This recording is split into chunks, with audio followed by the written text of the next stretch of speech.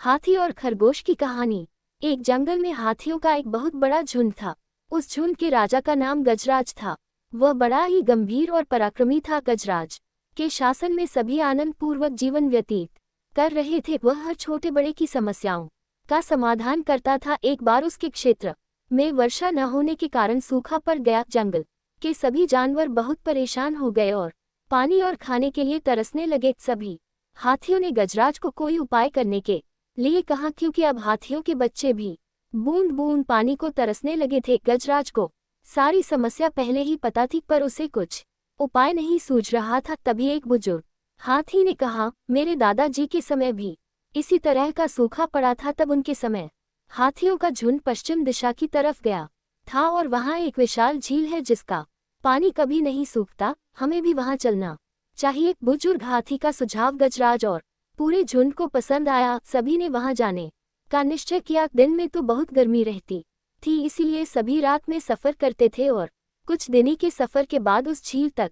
पहुंच गए और सभी ने जी भरकर पानी पिया और स्नान किया। झील के आसपास बड़ी संख्या में खरगोश भी रहते थे। हाथियों के आने से उन पर शामत आ गई। अब प्रतिदिन कुछ खरगोश हाथियों के पैरों के नीचे आ जाते थे और कुछ तो गंभीर रूप से घायल हो जाते थे, तो कुछ मर भी जाते थे। सभी खरगोश बहुत परेशान थे और उन्होंने आपातकालीन बैठक बुलाई। बैठक में तरह तरह के विचार रखे गए। किसी खरगोश ने इस स्थान को छोड़कर कहीं और जाने की सलाह दी, तो किसी और ने हाथियों से बदला लेने की बात कही। तभी एक खरगोश ने कहा, मित्रों, हाथी बहुत बड़ा जीव है, उससे जीत पाना शेर के वश में नहीं होता। तो हम तो बहुत छोटे से जीव हैं, हमें अपनी अक्ल से काम लेना होगा। हमें होशियारी से काम लेकर हाथियों को यहाँ से भगाना पड़ेगा।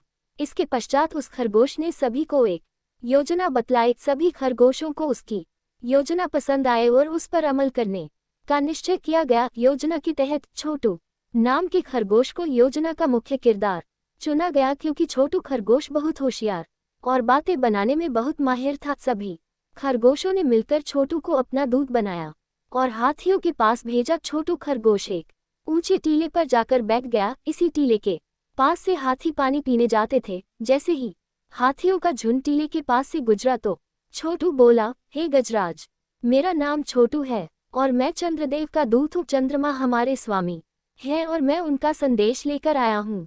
गजराज और उनका झुंड सहसा वहां रुक गया और छोटे से खरगोश की बात सुनकर गजराज ने पूछा, अरे भाई, तुम क्या संदेश लाए हो? छोटू खरगोश बोला, आपका झुंड इस तालाब के पास आकर रहने लगा है, जिसके कारण यहाँ रहने वाले कई खरगोशों की हाथियों के पैरों के नीचे आने से मौत हो गई या फिर वो घायल हो गए हैं। ये सब देखकर हमारे आराध्य चंद्रमा देव बहुत नाराज हैं और अगर हाथियों का झुंड इस स्थान को छोड़कर नहीं गया तो वो आपको श्राप दे देंगे। गजराज को छोटू खरगोश की बातों पर यकीन नहीं हुआ और छोटू से पूछा, चंद्रदेव कहाँ हैं? मैं भी उनके दर्शन करना चाहता हूँ। छोटू बोला, आज चंद्रदेव स्वयं यहाँ आए हैं। अगर आप उनके दर्शन करना चाहते हैं तो मेरे साथ आइए। वह रात पूर्णिमा की रात थी और तालाब में चंद्रमा का प्रतिबिंब इस तरह दिखलाई दे रहा था मानो साक्षात चंद्रदेव विराजमान हो। चंद्रदेव को देखकर गजराज बुरी तरह घबरा गया और गजराज की हालत देखकर छोटू बोला, गजराज, अब तो आपको यकीन हो गया और आपको कोई संदेह हो तो चंद्रदेव आपके सामने है, उन्हीं से पूछ लो।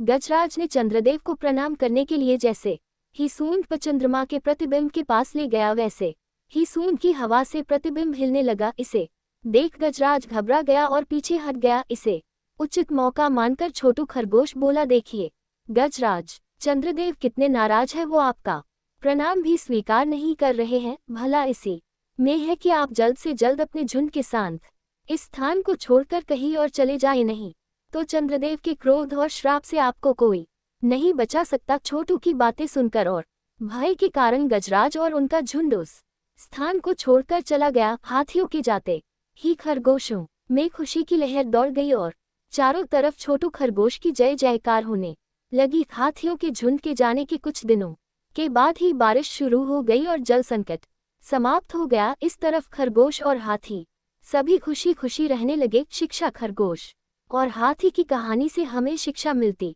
है कि चतुराई से कई गुना अधिक बलशाली को भी हराया जा सकता है और बड़ी से बड़ी मुसीबत से छुटकारा पाया जा सकता है।